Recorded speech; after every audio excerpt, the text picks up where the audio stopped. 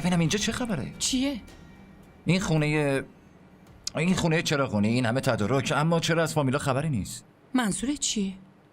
منظورم اینه که حتی عروسی عروسک رومی رو میگرفتیم خونمون پر مهمون میشد، اما الان عقد دختر خانواده‌مونه، اما هیچکی نیومده. بهتره اینو از بابات و مامان بزرگت بپرسی. میگن وقت عروسیش همه رو دعوت میکنن. عجیبه والا. خیلی خب من میرم حالا رو ببینم. خب بیچاره حتما داره گریه میکنه ماما. اون گریه نمیکنه، کاملا خوبه. تازه بعد از عقدش میتونه همه رو ببینه. از دست شما. به به، ماشاءالله ماشاءالله، چقدر زیبا شدی. ممنونم. شما دارین از کی تعریف میکنین مامان؟